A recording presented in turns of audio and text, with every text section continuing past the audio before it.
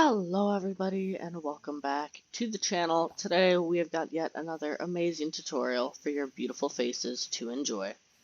Today we are going to be taking a look at bee farms.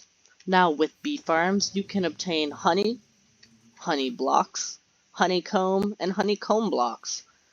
Honey blocks are very useful for redstone purposes, and as I'm sure most of you know by this point, honeycomb becomes very important when you're building with copper. So how do we obtain honey bottles and honeycomb, Mr. Game and Aquatic? Well, I'm glad you asked. To do that, you need a bee farm. Now, setting up a bee farm isn't too hard. You just need a bunch of bees and beehives with some dispensers facing into the hive. Using this very simple redstone system out the back, as you can see, will determine when the hive is ready to be harvested, and it will activate this dispenser. And if you want honey bottles to make honey blocks, you just fill up your dispenser with glass bottles. And if you want honeycomb for honeycomb blocks and working with copper, you just go ahead and fill them up with shears. Okay, Mr. Game and Aquatic. Well, now that we know this, how do we know when the hive is ready for harvest? Well, using this redstone signal out the back via a comparator, when a beehive is fully loaded and ready for harvest, it will put out a signal of 5 redstone power. So using this comparator, when it reaches a power of 5, it will activate the dispenser and it will just harvest the bottles or honeycomb as you just saw there. And then using a little minecart system below, it'll pick them all up and stick them into a chest.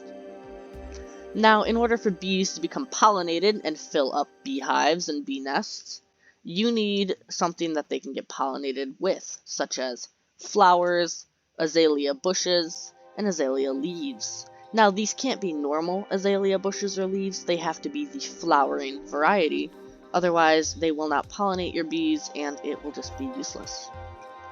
I would prefer to use a azalea leaf on the floor, because sometimes when you're working with flowers, the bees will get glitched and they'll just kind of get stuck in the flower and you have to go in there and push the bee around before it actually realizes where it is and what it's doing again. This way it is a clean floor, there's nothing for the bees to get stuck on and they cannot break. But you do as you would like, I'm just telling you what I find the easiest.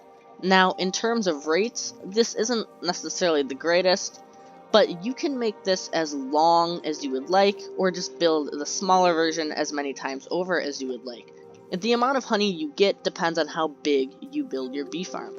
With honeycomb on this little 8-long version, you get about 3 stacks and probably about a third of a 4th stack.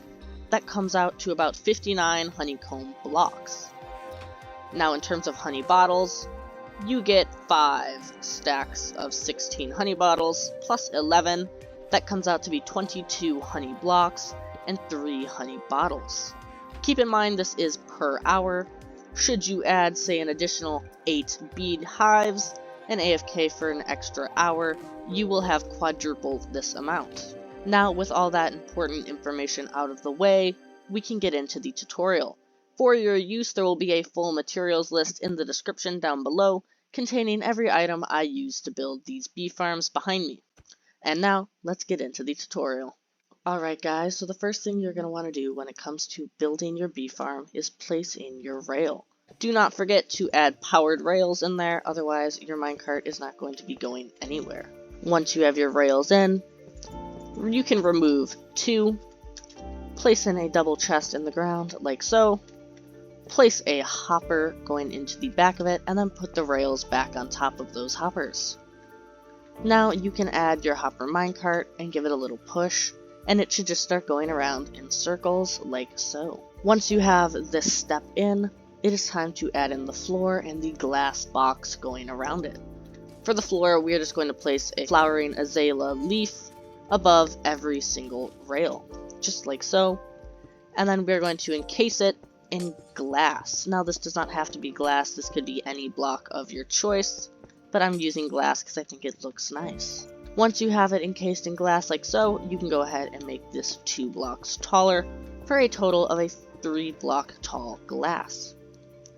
Now you can jump inside this little farm. Place a line of blocks along the back like so. Once again, could be anything you want, but I'm going to be using concrete. Now we can go up by 3 blocks, remove these 2, and just create a line of blocks going across the top. Place your dispensers facing down on every single solid block like so, and then you can remove all those blocks. Now place in your bee hives / bee nests in this open slit of blocks here, just like that. Now it is time to add in the redstone.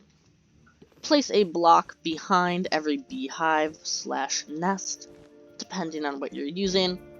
Come out and down by a block, just like so. Now place a comparator on top of every single one of these blocks, just like so. Place another block right here. Redstone dust on top of all of those. And then glass blocks here. You can place another line of glass blocks on top of all that redstone dust, and put redstone dust on top of all these glass blocks now.